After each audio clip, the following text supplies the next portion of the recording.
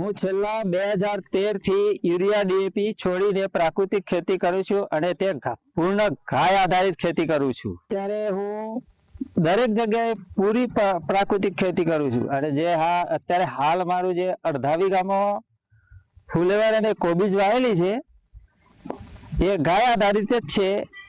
એની અંદર હું જીવામૃત છંટકાવ પણ કરું છું અને પાણી સાથે પણ જવા દઉં છું। અને જે જીવાતનો જે રોગ આવે ને એમાં મેં નિમાસ્ત્ર, અગ્નિઅસ્ત્ર અને 10 નો ઉપયોગ કરીએ છીએ। અને જે ફૂગ વગેરે આવે એના માટે જીવામૃતની સાથે અમે છાશ વગેરે જવા દઈએ છીએ। તેથી અમારું ઉત્પાદન જળવાઈ રહે છે અને જે કેમિકલ ખેતી કરતા હોય એમનાથી અમારે સારો એવો પાક થાય છે અને બજારની અંદર અમને તેના કરતાં ડબલ ભાવ મળે છે। ઉત્પાદન એટલું જ હોય છે પણ આનો ભાવ હોય એ બજારની અંદર ડબલ મળે છે।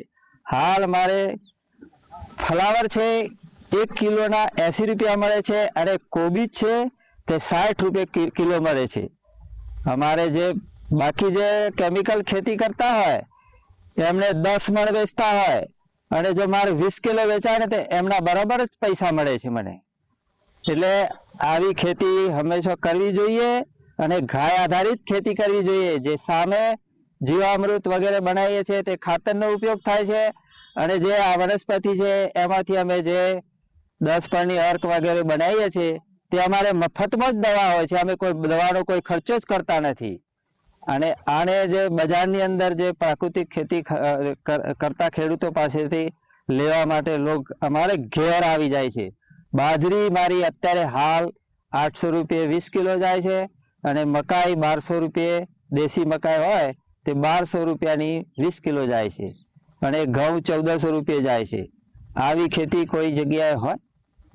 પ્રાકૃતિક કરતા હોય ખેતી એમના ખેતરમાં જ મળે। બાકી જે ભાવ લેવા જાય તે એમના ભાવ સિઝન પર 400 રૂપિયે મણ જાય છે, અમારા 1400 રૂપિયે જાય છે। હવે ખુદ ફરક જોવો જોઈએ અને હું તો દરેક ખેડૂતને સલાહ આપું છું, એમને વાતો કરીએ કે ભાઈ આ જ ખેતી કરવી જોઈએ અને ગાય આધારિત ખેતી જ કરવી જોઈએ।